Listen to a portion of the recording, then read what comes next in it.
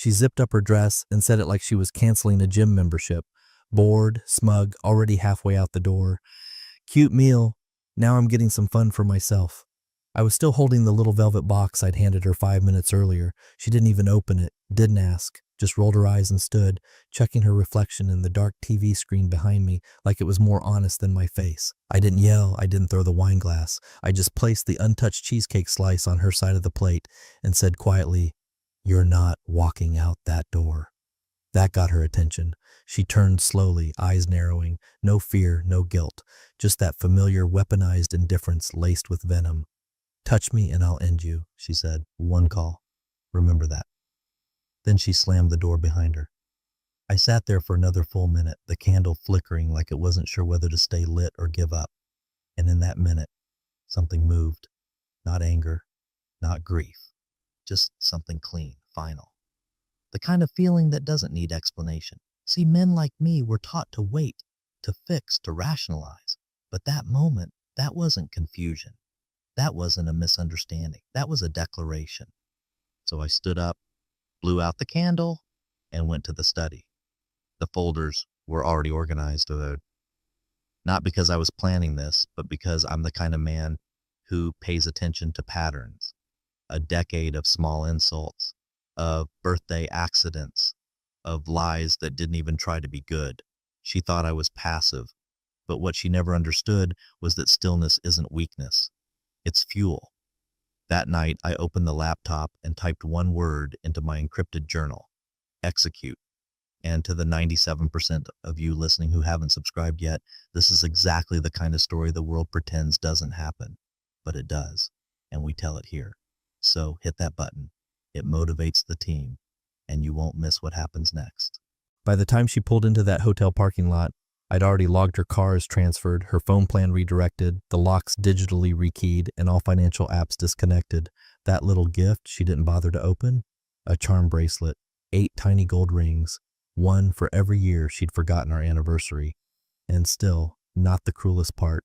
I sat on the couch, muted the news, and watched the digital alerts roll in. She used her card at the hotel bar, bought 2 drinks, ordered food, then the elevator dinged, room 812. She tapped her phone twice, messaged to Jay. She didn't know the phone was still in my name. She didn't know the email linked to her private accounts was mine, 6 addresses back. She thought she was clever, but I'd been living in her echo for 3 years. She didn't cheat that night. She declared war, and the only mistake she made was assuming I'd still be the man who loved her in the morning. I didn't call. I didn't pace the living room like a rejected sitcom husband, checking the time, hoping she'd walk in with mascara smeared and excuses rehearsed. I knew where she was. I knew who she was with. The surprise was gone. The pain was bored of showing up. All that remained was procedure. I opened the laptop. The encrypted folder titled Gideon. That's what I named it years ago, not out of drama, out of precision. Gideon was the name of a dog I had as a kid. Quiet, loyal, and the one time someone broke into our house, he didn't bark, he waited. And when the time came, he bit down and didn't let go until my father pulled him off. That folder, it was my version of teeth. Click, upload. Inside, scanned receipts, screenshots, backups of financial statements she never knew I had. Photos from mutual events, subtly marked with timestamps. Her texts with Jay, her digital trail, deleted but not forgotten. Every file quietly zipped into a cloud server under a different name, paid through a prepaid crypto wallet. Her passwords changed. Access tokens revoked, shared logins scrubbed. The joint account, I didn't drain it, I dissected it, left exactly $428.12 in her name. Just enough to delay suspicion, just enough to confuse her.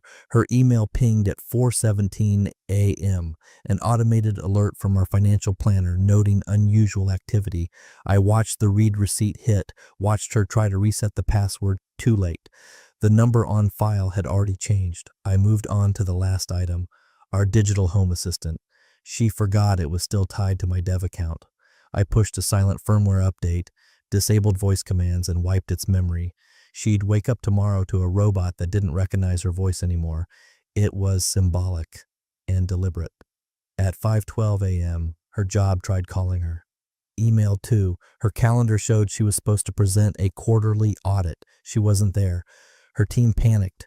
The account logins, her access had mysteriously expired. The credentials expired 30 seconds after she entered that hotel room. Not malicious, just mathematical. By 6:03 a.m., her sister called me. 5 times, no voicemail, just silence. Maybe she thought I'd answer and explode. Maybe she thought I'd cry, but I'd already scrubbed the contacts off my phone. At 7:08 a.m., her lawyer sent a formal inquiry. Regarding the trust account, was the transfer approved by both parties? Yes, it was, 4 weeks ago, just not by her. The beauty of silence is that it's terrifying in the right hands.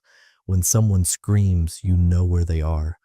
When someone disappears, that's when the world starts unraveling. I sat back in my chair, the sun creeping through the blinds. The house was still. My phone didn't buzz, hers did, 149 times. She wasn't being left. She was being unwritten. And the worst part? She didn't even know yet. She stumbled through the front door like someone entering the wrong house. Hair tangled, makeup melted into smudged shadows. Still wearing the same dress from last night, only now it looked cheap and too tight under daylight. She kicked off her heels, tossed her clutch onto the hallway table, and stopped. The thermostat was blank. The Wi-Fi was down. Stupid thing, she muttered, tapping her phone. No service, no data. She tried to order coffee. The app froze. She tried to check her email. Access denied. She sat on the couch, groaning, rubbing her temple like the universe had given her a hangover too large for one woman to carry. Then the bank notification hit. Transaction declined. Please verify your account details. Another ping. Login error. Multiple failed attempts detected. Account locked. Still, no panic, just irritation. The world's been glitchy before. She dialed our financial advisor's number, only it rang twice, then went straight to voicemail. She left a message, voice high-pitched, falsely cheerful. Hey, it's Erica. I think something weird is going on with our joint accounts. Probably just a tech hiccup. Anyway, call me when you get a sec. The second she hung up, her phone lit up again, this time with a location alert from the banking app, new login from a restricted device. The map showed it originating from out of state. The name on the account, no longer hers, not entirely. Now she stood, not with poise, not with grace, just that flinch of dawning realization. She walked quickly to the kitchen drawer, rifled through until she found the old folder we kept there, used to have our marriage certificate, the deed, old tax files. Gone, replaced with a blank sheet of paper and a sealed envelope labeled For Erica. She didn't open it yet. She grabbed her keys, stormed to the car, drove straight to the advisor's office, still in last night's outfit. Mascara cracked under her eyes. Pulling into the parking lot, she noticed something missing. The plaque out front that used to bear his name. Inside, the reception area was still tidy, but colder. New furniture, new scent, different logo. Hi, she said, breathless. I'm here to see Greg Matthews. He handles our accounts. The receptionist looked up from her screen, politely confused. Mr. Matthews resigned about a month ago. A pause. No, he couldn't have. He's our... She stopped. Her voice cracked. I just spoke to him. Recently. The woman tilted her head gently. Ma'am, I believe there was a firm-wide client handoff. Did you not receive the transition documents? She didn't answer. She turned and walked out, fast, her heels clicking like a clock running out of time. Back in the car, she sat, breathing shallow. She remembered the safe, not the kitchen drawer, the old floor safe in the upstairs closet, the one she used to mock me for being paranoid about. What are you keeping in there? She once laughed. A body? I never answered. She floored the gas, barreled home. Upstairs into the closet, prying the floor tile loose. The keypad beeped. She entered the old code. It worked. Inside, no cash, no passports. Just a slim black folder labeled Preliminary Exit.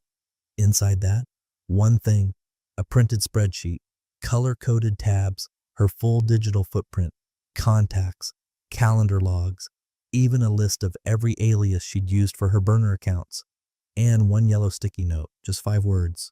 You set the date, I delivered. She sat on the floor for 20 minutes. She didn't cry, not yet. She was still trying to figure out which part of her life was real and which part had already been archived. When she walked back into the bedroom, her first instinct was to look for him, like muscle memory. Even after what she'd done, even after how she walked out, some primitive part of her still expected a fight. A slammed door, a shouted question, a scene, but there was nothing. Just the creak of the floorboard under her heel and the steady hum of a house she no longer controlled. The bed was made. Perfectly. His side stripped bare. A small, cream-colored envelope rested squarely in the center of her pillow. Not handwritten. Typed. Taped shut with a single strip of matte black seal. The kind you use for archive documents, not love letters. She opened it fast, expecting venom. Confession. Maybe a final shot of guilt. Instead, it was surgical. Page 1, a notarized declaration of separation, signed, filed, retroactively effective as of 32 days ago. Page 2, title transfer documentation. Her name now listed as sole owner of the Lexus. Insurance transferred. Loan debt to. Page 3, a phone account reassignment. Her line listed as independent, fully liable for remaining contract fees. Page 4, the deed to the house. Her name in full. Her name and only her name. Attached, municipal tax breakdowns, unpaid utility statements, the upcoming HVAC inspection invoice, the re-roofing estimate she insisted they wait on until summer. Her signature already forged for her benefit. Everything filed, finalized, processed, all digitally time-stamped days, sometimes weeks before last night's little stunt. The legalese was suffocating in its clarity. There were no accusations, no moral high ground, just a cold, clean severance. She blinked hard, rereading the same sentence 3 times before she fully processed what it meant. He hadn't just left her. He'd delegated her, the entire structure of their shared life. He'd handed it to her like a crumbling company no longer worth the merger. And he'd done it with such brutal elegance that she almost missed the cruelty. Everything was in her name now, and so was every debt, every repair, every inconvenience he used to handle with a quiet nod and a line like, "Don't worry, I've got it."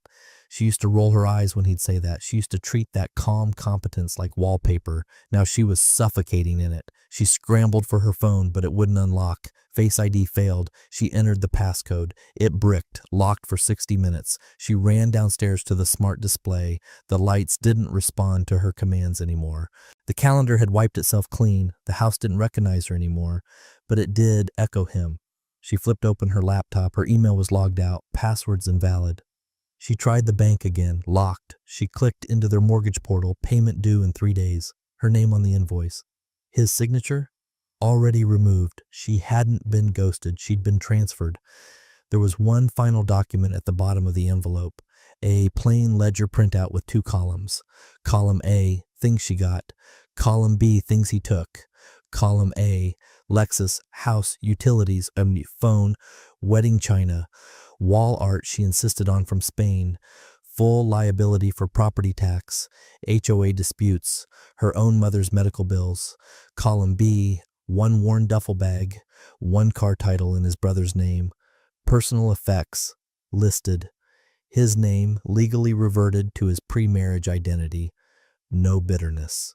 Just math. It wasn't revenge. It was a divestment. He hadn't fought. He hadn't begged. He'd offloaded her. And for the first time since this whole unraveling began, she wasn't angry. She was terrified. She called his brother first.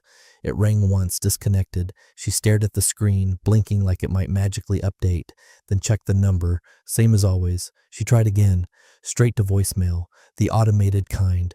Generic. Not his voice, not his name. She sat down on the edge of the bed, bare feet on cold hardwood, dialed again, disconnected. Her heart started to tap against her ribs. Not a hammer. A slow, steady tick. Next call. Darren, his friend from college, the one who used to come over on Sundays to watch football, the one who always brought beer she hated. He answered after 4 rings. "Hey, Darren, thank God. It's Erica." A pause, longer than it should have been. Then, "I think you should talk to your lawyer." She blinked. "Wait, what? Darren, did he? What's going on?" "I really can't get involved." Click. Just like that. She didn't move for 3 seconds. Then suddenly she was on her feet, phone in hand, pacing, dialing again and again. Chris, voicemail, Neil. "He's not here right now, Erica." Not even a fake excuse, just the click of a line being terminated. By the 5th try, she was shaking. She called her own sister. Surely, that would be normal. Cass, please, you need to tell me. Have you talked to him? Cass's voice came through low, flat, no usual cheer. I did. And? Another pause, then, you crossed a line, Erica. What the hell does that mean? I'm not picking sides, but I'm also not pretending like this was a shock. She didn't hang up. She didn't scream. She just stood there, phone pressed to her ear, listening to the nothing on the other end until the call ended itself. She slammed the phone down on the dresser hard enough to knock a photo frame over. It was the one from their 10th anniversary trip, the one she always hated because her hair looked too windblown. Now the glass was cracked. It suited it. She stood in the middle of the room, chest rising and falling fast, alone, and for the first time aware of it. This wasn't just a breakup. This wasn't a cold spell. This was strategic erasure, and she hadn't even realized it was happening until now. The worst part? It wasn't new. He hadn't been pulling strings overnight. This had been weeks, months, maybe years in the making. It wasn't a collapse. It was a detonation she'd unknowingly triggered. Suddenly, her phone buzzed again. One new text. No name. Just a number she didn't recognize. Consider this your one call. You made yours last night. She stared at it, froze. No threats, no insults, just finality. She tried calling the number. Disconnected. She ran to her laptop again. Tried logging into his old Dropbox. Gone. Tried accessing the shared calendar they used to coordinate their schedules. Deleted. Shared photo drive. Wiped. His name didn't appear anywhere. Not in her emails. Not on her online contacts. Not even in the recently used files. He hadn't just ghosted her. He had erased the path back. Even his cologne was gone from the closet. His shirts, his shoes, nothing remained. Like the man she married had been an apparition. No forwarding address, no clue where he'd gone, just that single message and the echo of her own voice saying, "Touch me and I'll end you." Funny thing is, now she wasn't so sure she could even find him, let alone end him. She didn't even shower, just pulled on her blazer, threw her hair into a clip, and stormed into the firm like she could still intimidate fluorescent lighting. Her heels snapped against the marble lobby floor, heads turned, but no one smiled, no one nodded, not even the junior associate who used to jump up and open doors for her. She didn't care. Let them whisper, let them guess. She needed control, and work was where she always held it. Except this time, when she badge swiped into the elevator, it blinked red once before opening. A small delay. Barely a second, but enough to plant the seed. 5th floor. Her office was down the hall. She made it 5 steps before the head of HR stepped out of the glass conference room. "Erica, can we speak with you for a moment?" Her first instinct was irritation. She waved them off. "Can it wait? I'm afraid it can't." 2 people were inside. HR director, general counsel. She walked in slowly. The table was bare. No coffee, no folders, no greeting. Just a laptop already open, screen facing her seat. "Have a seat," the HR director said. Erica didn't sit. "What's this about?" "Just some policy clarifications," the GC said, tone rehearsed. She finally sat, arms folded, waiting. The screen came to life. A video file. Title: Employee Conduct 8 and 12. She froze. Room 8 and 12, hotel. Last night. The video played silently. Lobby security feed. Her walking in, laughing. Her greeting a man whose face was blurred. The timestamp, clear as day. Then, elevator feed. Them entering. Her pressing the button, him putting a hand on her back, her smiling. The file ended. The GC didn't speak, just watched her. "What is this?" she asked, her voice low now. "It was submitted anonymously," the HR director said, "along with a log of potential conflicts of interest, names, events, a timeline." She blinked rapidly. "You're telling me this is grounds for review?" "You're a senior partner," the GC replied. "You know how this works." "This is ridiculous." "The timestamp, Erica, that was during a client event. You were logged as present. You claimed to be reviewing contracts at the venue. This," he gestured to the screen, "suggests otherwise." She stood up too fast. The chair scraped loudly. "This is personal. Someone's targeting me." "We're not making any determinations yet," HR said, "but your access is being suspended while we conduct the review." "You're putting me on leave?" "Pending investigation." "And how long do you expect that to take?" They didn't answer. because they didn't have to. As she walked out of that glass room, eyes burning, pulse racing, the stares from her coworkers weren't curious. They were knowing. She passed the IT desk. Her name was already being wiped from the directory board. Someone hadn't just sabotaged her. Someone had calculated her collapse. And now, for the first time in 24 hours, she realized he hadn't just left. He'd left instructions. He knew the systems. He knew the weaknesses. She used to brag about how meticulous he was. He documents everything, she'd say. Even grocery lists have bullet points. She thought it was boring. Turns out it was lethal. She got into her car in the parking garage and stared at the dashboard for 10 full minutes. She didn't drive. She didn't cry. She didn't call anyone. Because for the first time, she didn't know who was still on her side.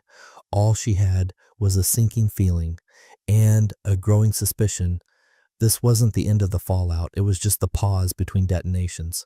Back at the house, her house apparently, she dropped her keys onto the counter like they were evidence. The silence was unbearable. The same rooms that once annoyed her with his neatness now felt surgical, cleansed, like he'd vacuumed out every trace of himself, not just the shirts and chargers, but the air itself. She poured herself a drink, too early, too strong, and opened her laptop. She didn't even know what she was looking for. Answers? Sympathy? Somewhere to scream without echo? She logged into her private messages, not the usual inbox, the one she used when she didn't want things traceable. An old handle, tied to an alias, scrubbed of metadata. Only one new message. Timestamp, 2:07 a.m. Sender, no name, no icon, just a series of scrambled letters and numbers. Subject line, cute meal, no text body, just 2 attachments. Her finger hovered, clicked, first image, the hotel bar. She was seated on a velvet stool, laughing, face flushed, head tilted back in that exact way she used to practice in the mirror. The man beside her, not her husband, not blurred this time, just unfamiliar enough to feel anonymous, but clear enough to kill plausible deniability. Second image, same evening, the hallway, she and the man stepping into the elevator, her hand on his wrist, door closing. The room number glowed behind them. She dropped the glass, didn't hear it shatter, just stared. No watermark, no message, no demand, just proof. Silent, immaculate, the kind of image you don't explain. You confess to. Her fingers trembled as she scrolled down. Nothing else. No reply option. No thread. Just that static, brutal reality. And the caption burned beneath both images like a final knife. Cute meal. Hope the fun was worth it. No signature. No threats. Just that one line. She shut the laptop, pushed it away like it had teeth, stood, paced, sat again, then opened it again. Like maybe this time it would be different. Maybe the photos would be gone. Maybe her face would be blurred. Maybe the man next to her wouldn't be touching her like she belonged to him. But no, same clarity, same timing, same truth. And that was the part that gutted her the most. Not the exposure, the accuracy, the cold, detached documentation, like she wasn't even a person in the frame, just a data point. She finally closed the lid. Her breathing was too loud now, chest tight. She looked around the room like maybe someone was watching, like the walls could see. She realized he hadn't just collected that evidence. He'd distributed it, not for revenge, not for leverage, for certainty. There was no plausible deniability now, not at work, not with family, not with the people she might try to sway. He didn't need to accuse, he just needed them to see, and now she could never lie the same way again. Every smile would be questioned, every "I was working late" would taste like metal in her mouth. Because she wasn't guilty in theory, she was guilty in pixels, preserved, time-stamped, forwardable. He never laid a hand on her, never screamed, never begged. He just let the truth do the talking. And in its silence, she heard everything. By noon, the shakiness in her hands wasn't just from the hangover anymore.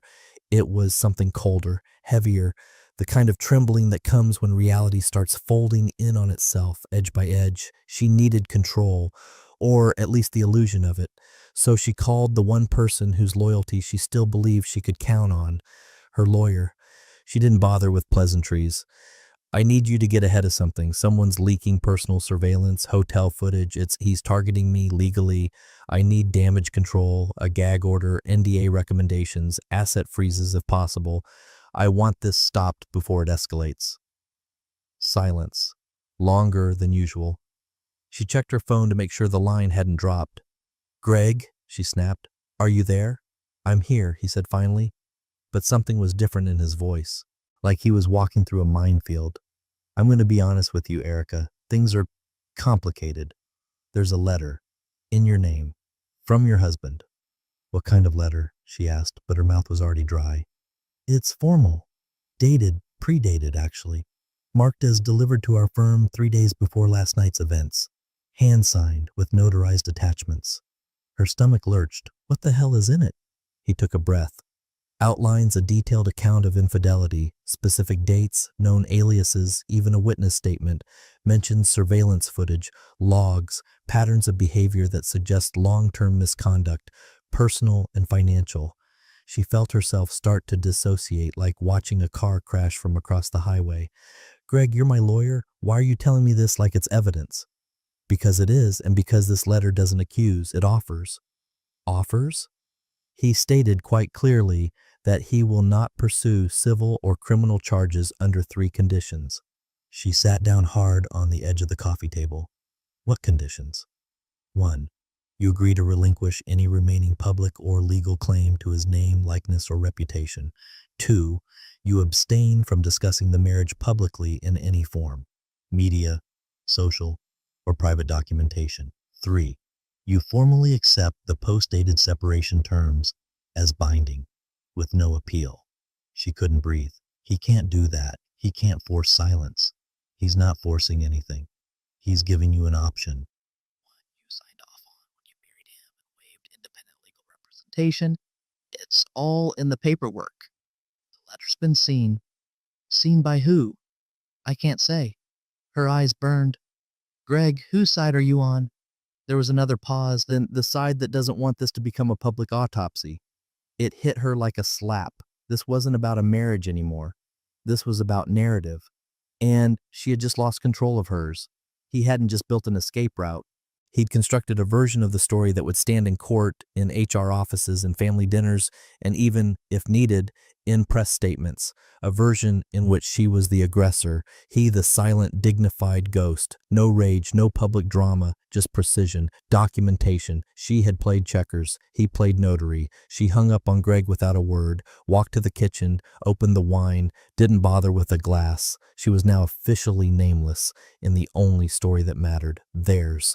And as much as she wanted to scream, there was nowhere left to scream from. He hadn't just left the stage. He'd taken the lights, the script, the audience, and locked the damn doors behind him. It hit her on a Tuesday, not a letter, not a confrontation, just a banner. A thin, blue, polished rectangle hovering at the top of her LinkedIn feed, now live, the Langford Group, Strategic Advisory for Executive Resilience. She blinked, thought maybe it was someone else, someone using a similar name. But there he was, his face, crisp suit, confident posture, standing between 2 former VPs from firms she once name-dropped at parties. One of them had rejected her pitch 6 months ago. Now he had his arm around her husband, no, ex-husband, and was smiling like a campaign ad. She clicked the post. The launch party photos were everywhere. Candid shots, champagne, navy suits, monochrome decor. It wasn't just a company opening, it was a coronation. And he looked alive, healthier, sharper, even a little younger. The man who used to sit silent at her charity dinners now laughed with people 3 income brackets above hers. She scrolled faster. Checked for a photo. Any sign of her, maybe a mention, a tag, a trace, nothing, not even her name, not even a thanks to those who supported me. The bio on his profile was sterile and precise. Former COO, now founder and lead strategist at the Langford Group, specializing in post-merger navigation, executive reputation triage, and legacy protection. Legacy protection. The irony landed like a blade between her ribs. One article linked to an interview he'd done with a financial publication. She clicked through, numb. Halfway down the page, under a section titled Philosophy of Practice, there it was. Some people think silence is surrender. but sometimes it's preparation. No byline, no attribution, just the quote. His words hanging in the air like a quiet, perfect kill shot. She sat back, the wine glass she'd been holding tipped slightly, spilling down the side of her blouse. She didn't react, didn't flinch. She was already gone. And he wasn't hiding. He was flourishing. No scandal followed him, no rumors. Just curiosity. Who was this calm, clean-cut man who emerged with receipts, referrals, and a perfectly timed market launch?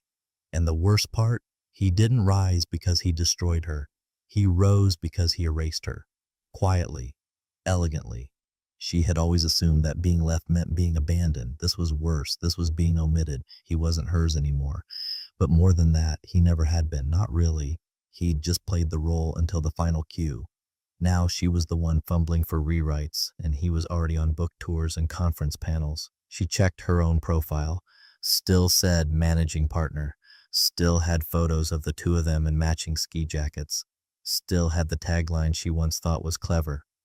Building legacies through precision and passion. She hovered over the edit button, paused, then shut the laptop.